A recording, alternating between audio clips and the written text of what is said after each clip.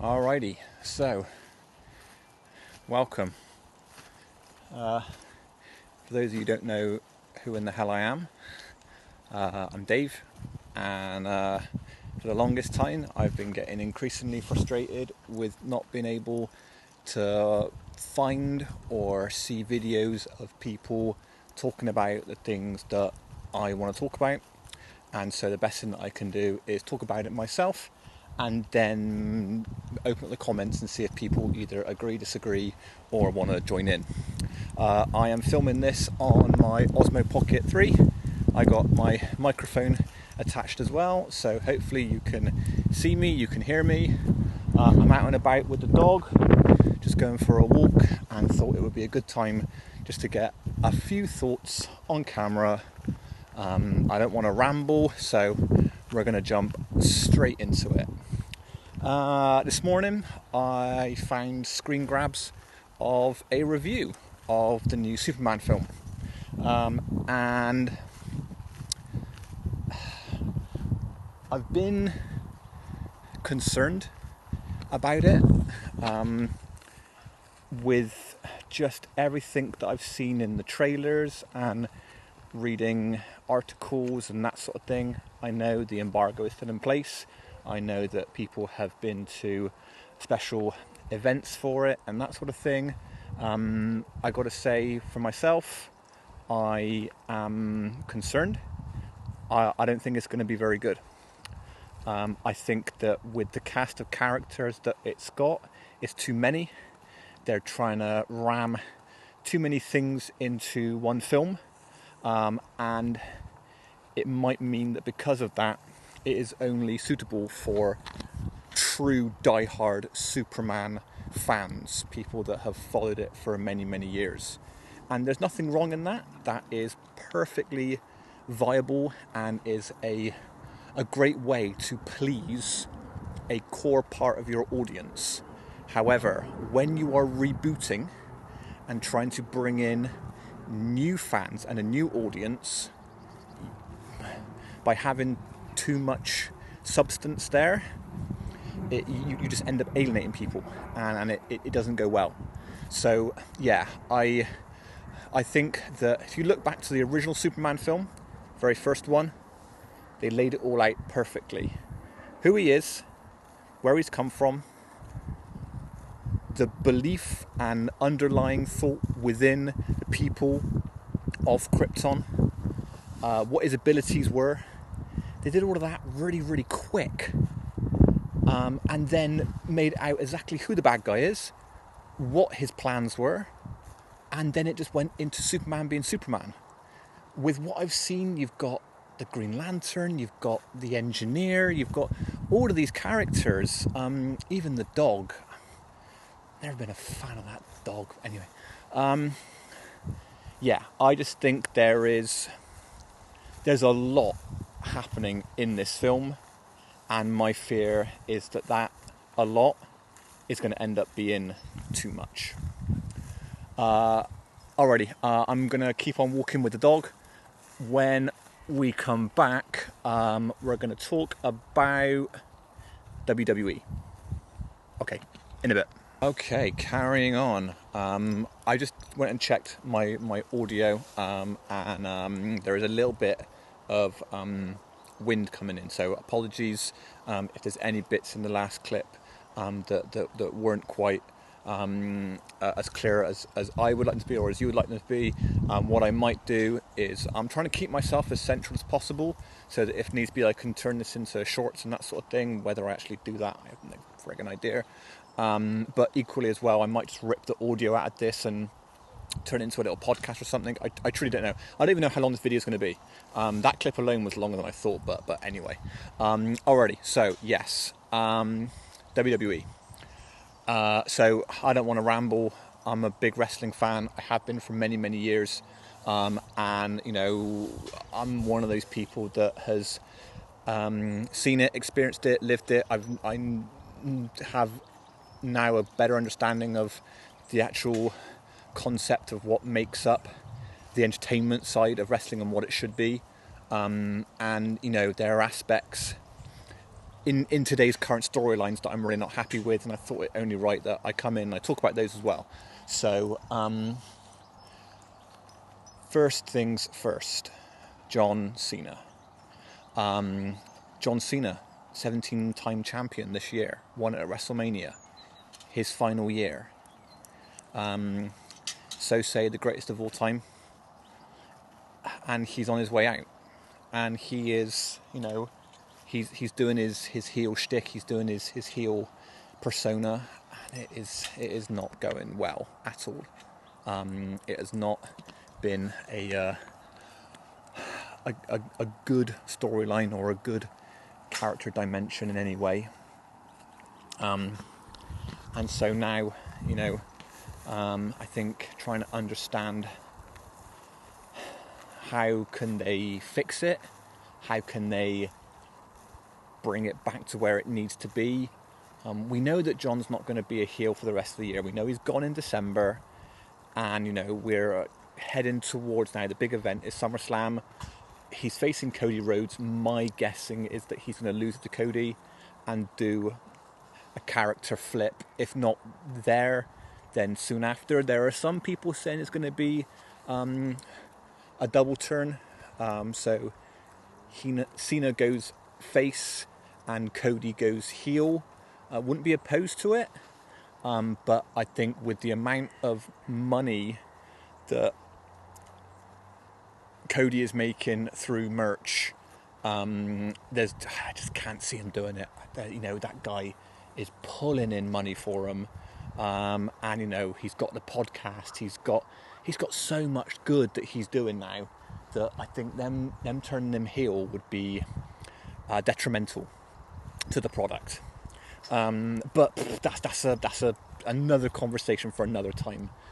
All I'm saying right now is that Cena is going to finish his career as a face, as a good guy, and it's right now this is poor what they've produced. It's been poor since Mania. The one promo that he did against Punk was just them going back into the whole well, them pulling out the pipe bomb again to go back through it, and it's the pipe bomb, we can relate to it. It's like them going back to the blooming screw job in 97 and doing that over and over and over again. Leave it alone. So having some fresh material would be really, really nice. I'm trying to think of when the last time we actually had something that was that felt really new, and something that hadn't been done before.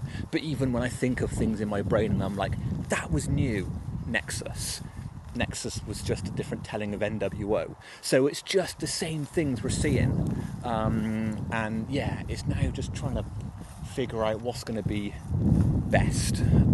Anyway, like I said, that's my thoughts on Cena.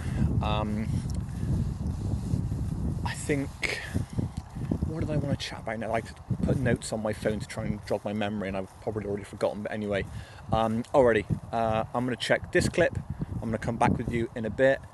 Keep walking with the dog, and I'll be back with more shortly. Thanks. Back again. Move on a little bit from where I was. It's actually starting to rain, so this might be very, very brief. I grabbed a coffee, and the dog is not happy with me sitting down, but when is she ever? Very, very brief one that I wanted to touch upon. You're going to try and jump up, aren't you? You're a tit. Very, very brief one that I wanted to touch upon was Lyra Valkyrie, and the cataclysmic failure of the storyline between her, Becky and Bayley, which hasn't been announced for Evolution 2 yet, but I'm assuming it's going to be a triple threat for the Women's Intercontinental Championship, blah, blah, blah, blah, blah. A belt that at the minute means very, very little. And, that's my coffee, leave it alone. Right, okay, so Mania, they won the tag team title just to get, a Mania moment, utter shit. And now what you've got is they turned the wrong person. They turned Becky. They should have turned Lyra. If they had lost on the Raw after Mania and you had, Becky getting pinned, even have it where, Lyra still messed up and Becky got pinned, whatever it might have been, I don't care. But you've got Lyra, and then Lyra and Becky, they lose the belts. She's still Intercontinental Champion, but she blames Becky because, I was going to be, I'm going to be Lyra 2 belts for longer than you were ever Becky 2 belts, that kind of thing. And it would have given Lyra's character like a bit more. Because at the minute, it's just like damp squid. There's nothing there. I don't know who she is. I don't know what her character is. At the minute, her character is Becky's friend, Bayley's friend. I don't know. I don't know what her character is, other than she likes birds, or she was a bird, or she hangs around with birds. I don't know. So yeah, I am getting rained on quite a bit now. But anyway, I'm not a fan of Lyra's character at all. And when you're trying to establish a belt, when you're trying to make it so that this belt is important and lineage and all of that, especially when it's intercontinental, that belt is so important. Intercontinental Championship is very, very important to me. It was one that I always enjoyed so much in my early days of wrestling. So you need to have that lineage. And at the minute, they're just not getting it right at all. So yeah, I don't want to keep repeating myself. I just think that they've gone round the wrong way on that completely, and it needs to be fixed. I'm hoping they fix it at Evolution 2 by putting the belt on Bayley and giving Bayley a good run.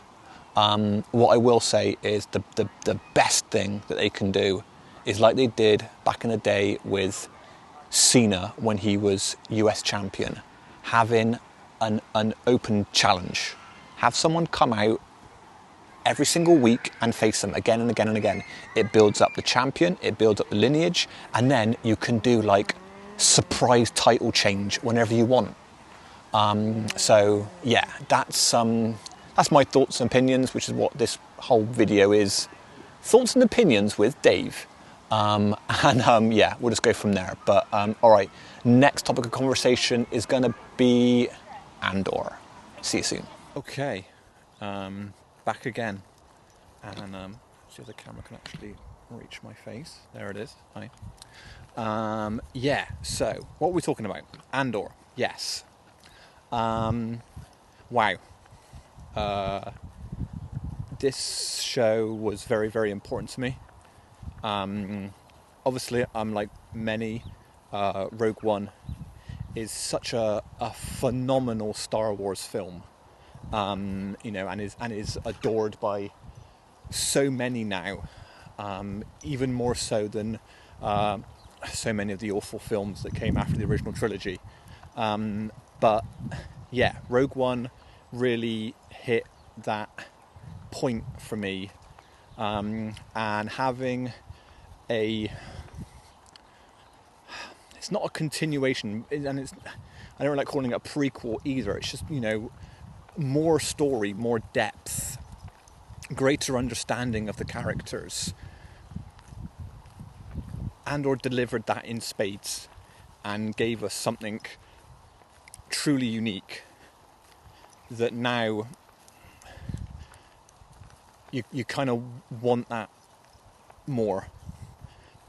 But because we are now in this more and more environment, thanks to Disney, where it's just, do you want some more? Have some more. Are you full up?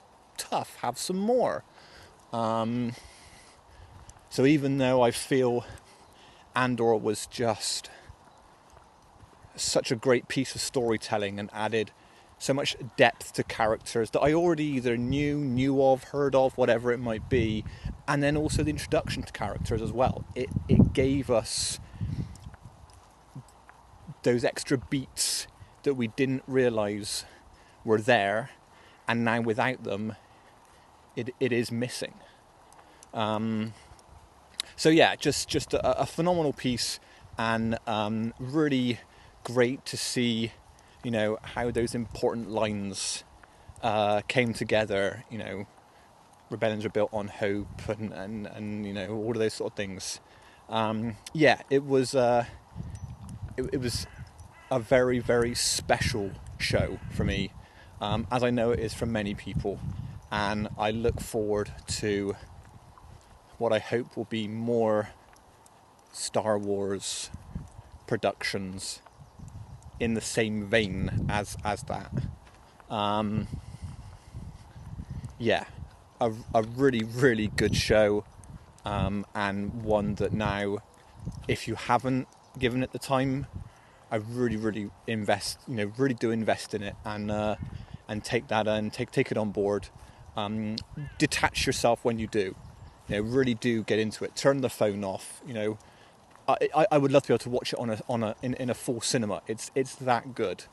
What you've got to remember is that each and every 3 block of episodes, you're basically getting a Star Wars movie. That's what you're getting. You're getting a movie just happily chopped down into episodes. So yeah, give it the time that it deserves. Give it the attention, and revel in the fact that we have got quality Star Wars material again. And I cannot wait to see what people do for cosplays for it, because there is so much there.